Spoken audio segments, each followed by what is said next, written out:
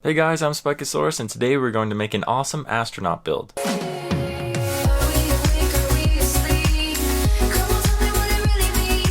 Now one day at school I was messing around with a program called Binvox to make an astronaut really quickly for a friend, and when I finished I realized how cool an astronaut build on the moon would be, and so here we are. If you can figure out Binvox, then I totally recommend trying it out. That being said, I probably won't use it in the future so that I can show you the entire build process of me actually building everything. Anyways, the first step here was to convert the object file to a schematic and then begin painting it.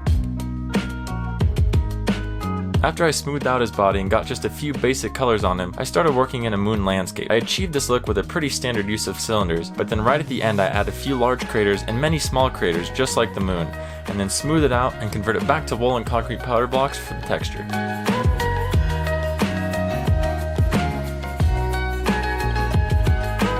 Next I go in and create most of the details on the astronaut. I add in a few tubes and lines for things like oxygen, some auxiliary connectors in his front in case he needs some Mountain Dew, a main box on his chest with some controls and a phone so he can call his mom. I touch up his backpack with some pouches for some goldfish and pretzels, add some patches, and also give his boots some upgraded rubber for the harsh environment. Basically this guy is ready for an adventure. Okay, so this is when the build starts getting interesting. I wanted him to be holding a bucket of paint that was spilling out onto the landscape. After getting the three main lines to the ground, I created a second trajectory and then rotated out and pasted it into the other colors to save time. I then start creating separate flows for each of the colors to spread out to the ground, adding in splash particles to give it a more messy feel.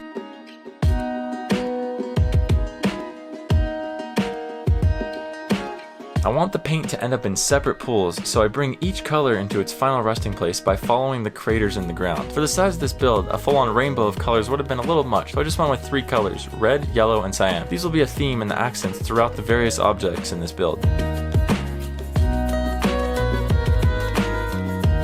The next thing I felt like adding in was a few balloons for our adventurous astronaut to hold on to, and to do this we need to bend his arm. So I pick where I think the joint would be, copy, rotate, and paste his forearm back in and clean it up.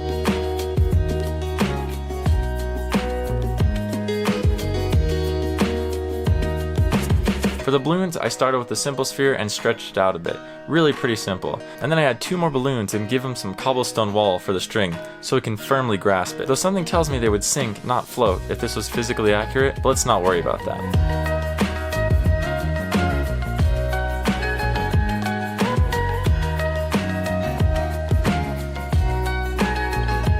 As if balloons weren't random enough, I decided to build a bicycle. Don't ask me why, I mean E.T. maybe, who knows. Anyways, I gauged how tall I wanted the bike to be by comparing it to the astronaut's leg, so that if need be he could hop on and ride it around. I found the cobblestone wall was a great block yet again for the pedals because it created those spiky things that absolutely destroy your shins if you mess up. Comment down below if you've ever gotten whacked by one of those things.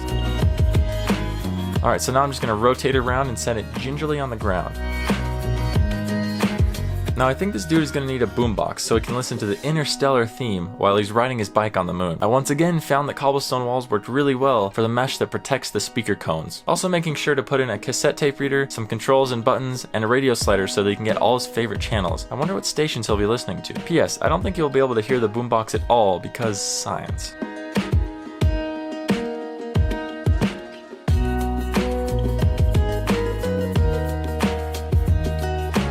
Okay, so my friend requested a UFO, and to get the size right, I measure out what width I want it to take up in the background and go off that. Then I start making a 2D cross section that I'll rotate completely around to build the entire ship in one command. This took a few tries to get a good shape, and the shadow helped here a bit. At this stage, the only detail I put in are some sea lanterns and red concrete to create a red glowing ring around the ship.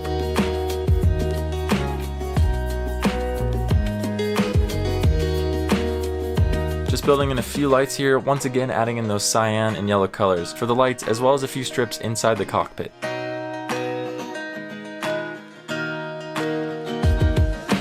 I end up rotating it and angling it so it looks like a crash, and also so you can see the red ring. And lastly, I wanted to build a biplane. Why? I don't know, but I start by making the bottom wing the size I want and then add in the fuselage, which is essentially a long tube that will flatten out into the vertical stabilizer in the back. I also tried giving it a radial engine and giving the propeller some wind lines to give the illusion of motion.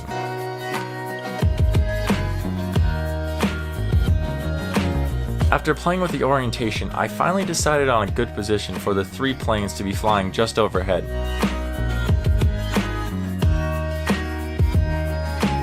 and also adding in smoke with cobweb blocks, which works really well, and then deleting more and more cobweb as I get further away from the planes, so it looks like it's dispersing.